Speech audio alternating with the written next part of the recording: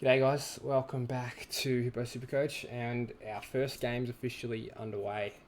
A fair bit to take out of this one, I think. So we'll go through the game and just we'll analyse some of the numbers. Now, we'll start with Carlton. So Patrick Cripps has gone 121.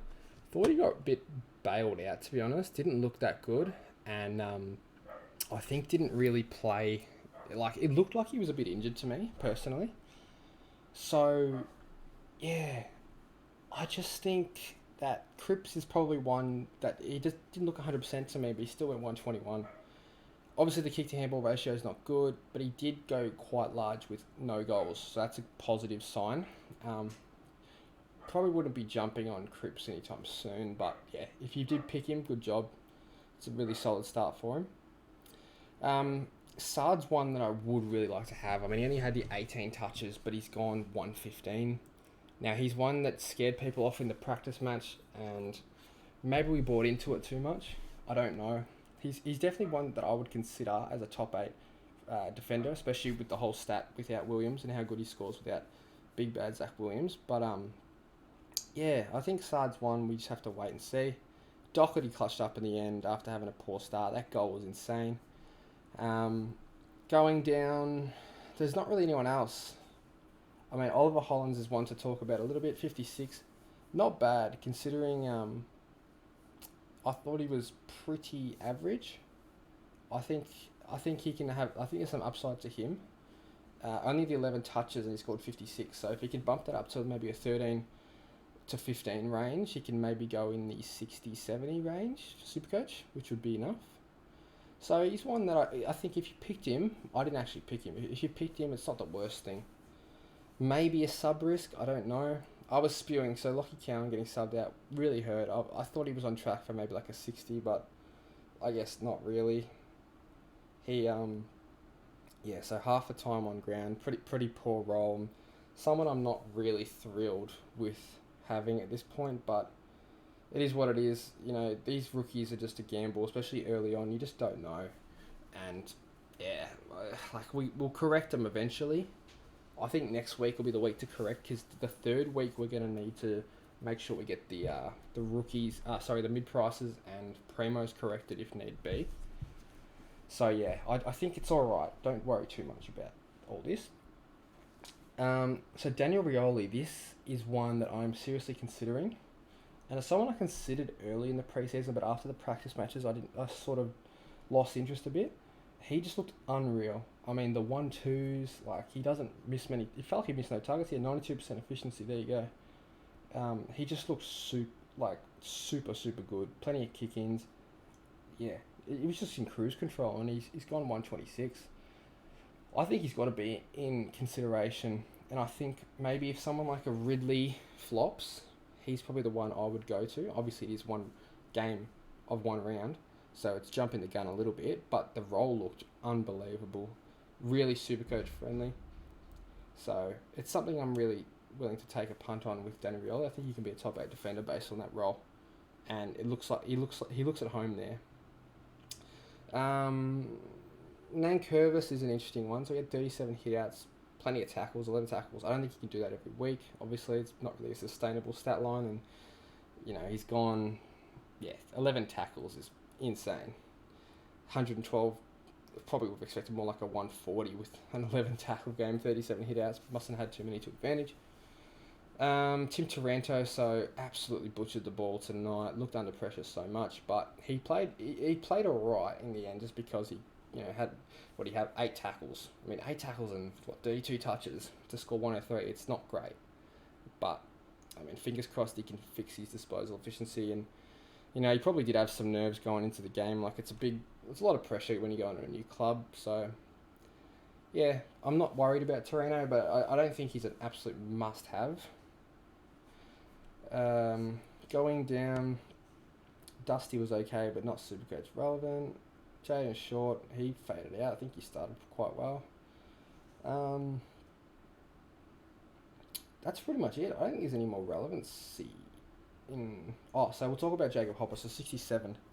He looked atrocious. I don't think he can go any worse than that. I think that's as bad as he's ever looked, just about in his whole career, from memory. He was so fumbly. the disposal was terrible. He went at 61%. 18 touches, probably a bit light for him. Don't know how many CBAs attended. I know he was coming off half forward a bit. But yeah, he just looked average as 3 tackles, so hopefully that can bump up by 2 or 3.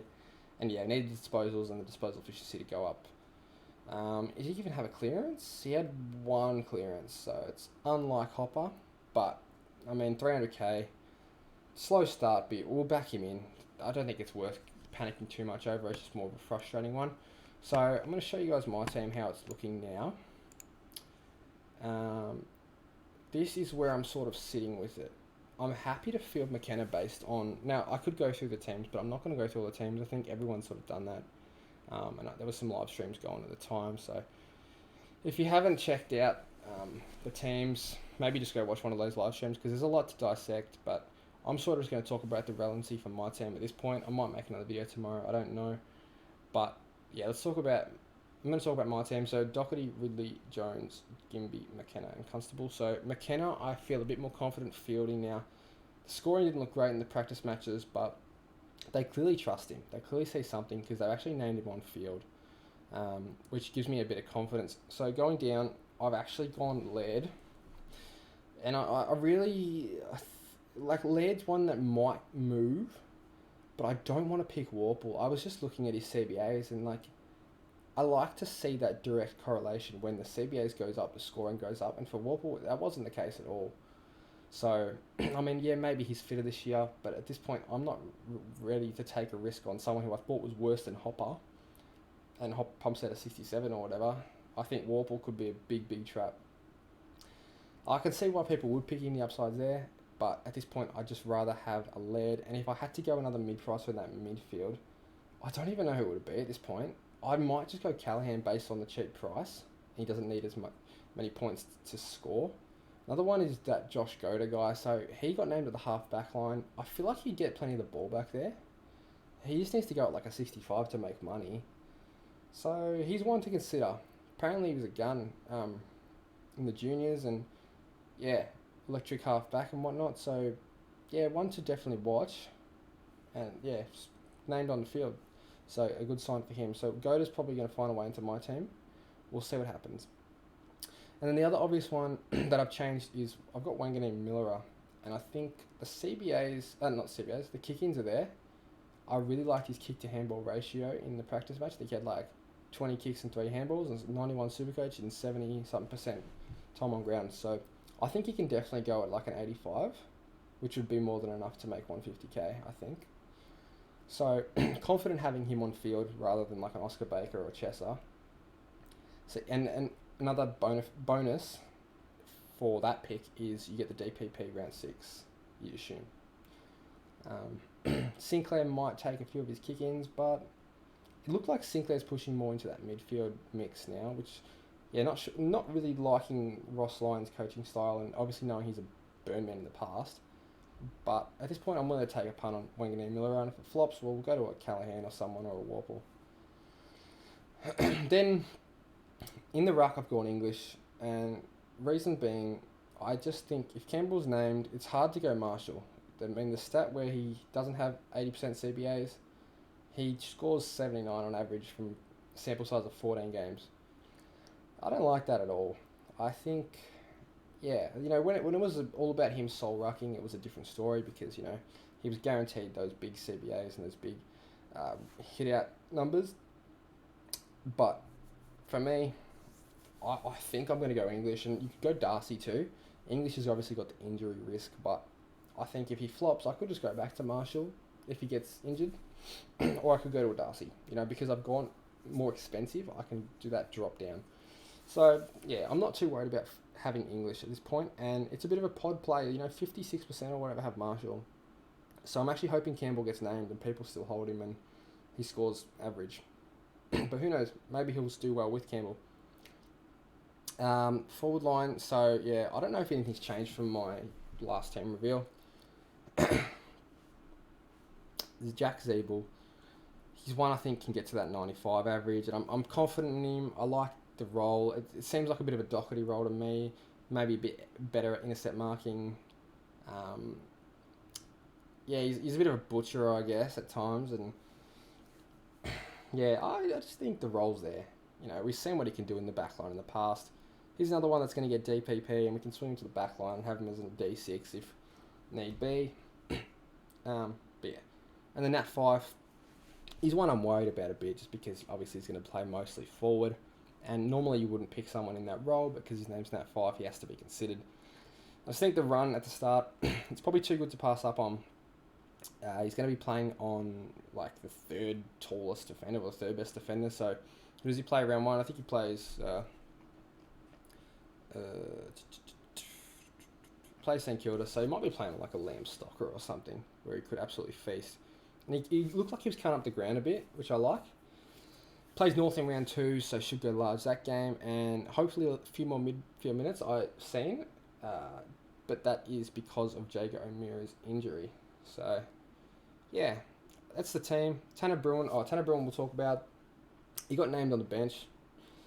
Something that is a bit annoying because, you know, with his play like him, you wanted to see that confidence in the team selection. But at this point, I'm still going to pick him. I loved what I saw in that practice match. It's not going to sway me. Coaches can often play mind games with team selection.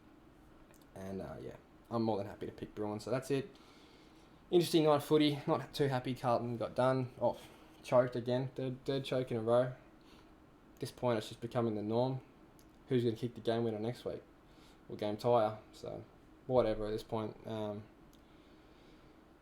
Take a draw. I thought it was a pretty even game, to be honest. I thought Richmond were definitely killing us in that first half, and then we sort of brought it back a little bit. We were lucky to be even in the contest. I thought their pressure was insane, but this isn't a football analysis video. This is a Supercoach video. So thanks for watching, guys, and let me know what you guys are doing, what moves you guys are planning on making, because it's tough. The teams have definitely thrown some spanners in the work with the Phillips out, and there was another one. I can't remember what was the big deal. But anyway, that's it. I'm going to bed.